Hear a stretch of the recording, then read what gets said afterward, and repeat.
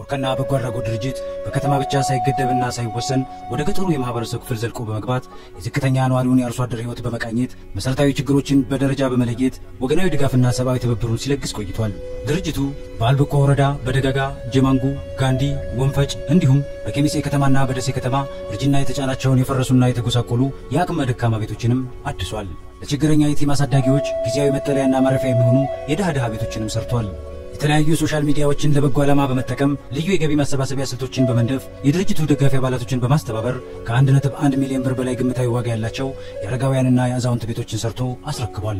ለአብነት ያህል ከድርጅቱ ባለቤትና መስራች ከወጣት ሰላሀዲን ኩክሳ ጋር ቆይታ ያደረጉት ሁለት የልጅ የቲሞችን በመጦሪያ ዘመናቸው ለማሳደግ የተገደዱት የ80 ዓመት ዕድሜ ባለጸጋ የኬሚሴው ሼህ ሐሰን ሰይድ ወራቄ አንዱ ናቸው። ውስብስብና ፈታኝ የመከራ ህይወት ለገጠማቸው ሁለት የቲም ህፃናቶችን ለማሳደግ በልመና ለሚተዳደሩ ልጆቻቸውን ሞት ነጥቆባቸው ቅስማቸው ለተሰበረውና የኑሮ ሸክም ላጎበጣቸው ለአቅመ ደካማ አባታችን ለሼህ ሐሰን ሰይድ ወራቄ የሚኖሩበት የሚያድሩበት የልጅ ልጆቻቸውን የሚያሳድጉበት ቤት ብቻ ሳይሆን ከልመናና ከጠባቂነት የሚገላገሉበትን ቅድመ ሁኔታ በጥንቃቄ ማሰብ ግድ ይላል። ለዚህም ሲባል ድርጅቱ ከ100 ሺህ ብር በላይ የሚገመት ጥሬ ገንዘብ በማሰባሰብ ለአባታችን ለሼህ ሐሰን ሰይድ አንድ ለራሳቸው መኖሪያ ሰፊ ክፍል ገቢ የሚያመነጩ ሁለት ለኪራይ የተዘጋጁ ክፍሎችን በአዲስ መልክ ሰርቶ አስፈላጊ የምግብ ቁሳቁሶችን አሟልቶ ለሼህ ሐሰን ሰይድ ማስረከብ ችሏል።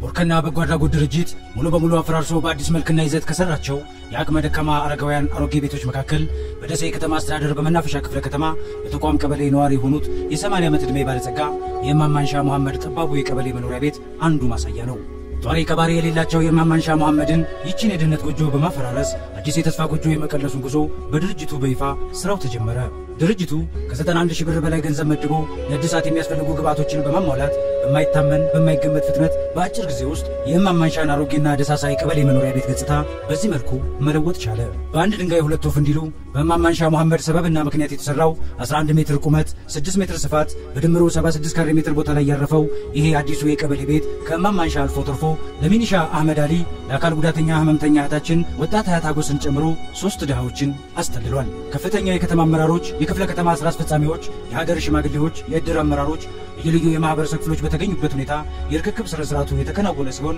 የዕለቱ የክብር እንግዳ የመናፈሻ ክፍለ ከተማ ዋና ስራ አስፈጻሚ አቶ አሊ መሐመድ ለሶስቱም ዝቅተኛ ነዋሪዎች በድርጅቱ የተሰራውን መኖሪያ ቤት በማከፋፈል ለተጠቃሚዎች አስረክበዋል።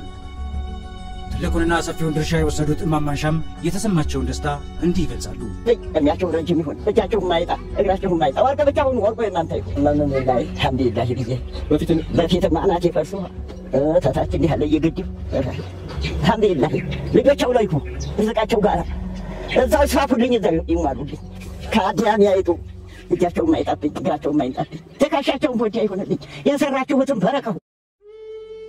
የዘር የሃይማኖት የብሔር ልዩነት ሳይፈጥር የሰው ልጆች ሰው በመሆናቸው ብቻ ያለ ልዩነት የሚያስተናግደው ቦርከና በጎ አድራጎት ድርጅት 1444ኛው የረመዳን ጾም ምክንያት በማድረግ ቀኑ ሙሉ ጾሞ በመዋል ማታ ማፍጠሪያ ለሚቸግራቸው በልዩ ልዩ ምክንያት ባሎቻቸውን በሞት ላጡ ለ5 የቲም አሳዳጊ ሴቶች፣ አንድ ጧሪ ቀባሪ ለሌላቸው አቅመ ደካማ አረጋውያን፣ አንድ አካል ጉዳተኛን ጨምሮ በድምሩ ለ7 ሴቶች 28 ሺህ ብር ወጪ በማድረግ ለሰባቱም ችግረኛ ሴቶች የረመዳን ጾም መያዣ ወርሃዊ አስቤዛ መግዣ የሚሆን ለእያንዳንዳቸው 4000 ብር የገንዘብ ድጋፍ ለሁሉም ሴቶች አሰራጭቷል። የ1444ኛው የኢድ በዓልን ምክንያት በማድረግ ድርጅቱ የቋሚ ድጋፍ ተጠቃሚ ካደረጋቸው 36 የቲም ህፃናቶች መካከል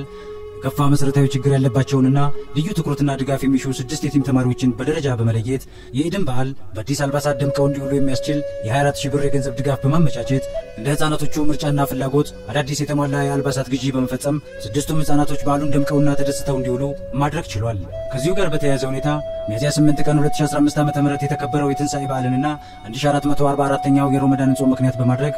ከ45700 ብር በላይ በሚገመት የገንዘብ ወጪ የቋሚ ድጋፍ ተጠቃሚ ሙስሊምና ክርስቲያን የቲም ተማሪዎችን፣ የተማሪ ወላጆችን፣ የእስልምናና ክርስትና የእምነት አባቶችን በአጠቃላይ ቁጥራቸው ከ68 በላይ የሚሆኑ የማህበረሰብ ክፍሎችን ያሳተፈ የመተሳሰብ የመረዳዳት የወንድማማችነት ባህልና እሴትን ሊያጠናክር የሚችል የአብሮነት ማዕድ ማጋራት ፕሮግራም አዘጋጅቶ ለሁለቱም የእምነት ተከታዮች በአንድ ጎጆ ውስጥ የአብሮነት ማዕዱን በፍቅር አቋርሷል። ቦርከና በጎ አድራጎት ድርጅት ዲኤምቪ ፎር ደሴ ከተባለ ግብረሰናይ በጎ አድራጎት ድርጅት ባገኘው የ96,000 ብር የገንዘብ ድጋፍ ለትንሳኤ በዓል ለ24 አቅመ ደካማ ክርስቲያኖች፣ ለኢድ በዓል ለ24 አቅመ ደካማ ሙስሊሞች በዓል ሞያና የበዓል አስቤዛ መግዣ የሚሆን ለሁለቱም እምነት ተከታይ ለሆኑ ለ48 አቅመ ደካሞች ለእያንዳንዳቸው 2,000 ብር የገንዘብ ድጋፍ በመለገስ ቤት ለቤት ሄዶ በማሰራጨት አረጋውያኖች የትንሳኤ በዓልንና የኢድ በዓልን ሳይቸገሩና ከሰው ሳያንሱ ያማራቸውን እንዲከውኑ ድርጅቱ የበኩሉን ኃላፊነት ተወጥቷል። በመጨረሻም ከአዲስ አበባ ዙሪያ ቤት ንብረታቸውን ጥለው በመፈናቀል በኮምቦልቻ ጊዜያዊ መጠለያ ለሰፈሩ ድንኳን ቀልሰው ለሚኖሩና ምግብና መጠጥ ለተቸገሩ ሕፃናትና ሴቶችን ጨምሮ በ133 አባወራዎች ስር ለሚተዳደሩ 710 ለሚሆኑ ተፈናቃይ ወገኖቹ ድርጅቱ ከ90,000 ብር በላይ ግምታዊ ዋጋ ያላቸው ምግብና የምግብ ነክ ቁሳቁሶችን ገዝቶ ሚያዝያ 10 ቀን 2015 የመጀመሪያ ዙር ድጋፉን ያበረከተ ሲሆን ድርጅቱ በአሜሪካ ዋሽንግተን ዲሲ ሲያትል ስቴት ከሚገኘው ከኢማስ ወይም ከዳሩል ሂጅራ መስጊድ ባገኘው የ213,560 ብር የዘካተል ፊጥር ገንዘብ በማሰባሰብ ለኢድ በዓል የሚሆኑ የእርድ በጎችን ጨምሮ በርካታ ምግብና የምግብ ነክ ቁሳቁስ ድጋፎችን አሟልቶ ቦታው ድረስ በአካል በመሄድ ሁለተኛ ዙር ድጋፉን ለተፈናቃይ ወገኖቹ አስረክቧል። ድጋፍ የተደረገላቸው ተፈናቃይ ወገኖቹም ድርጅቱን አመስግነዋል።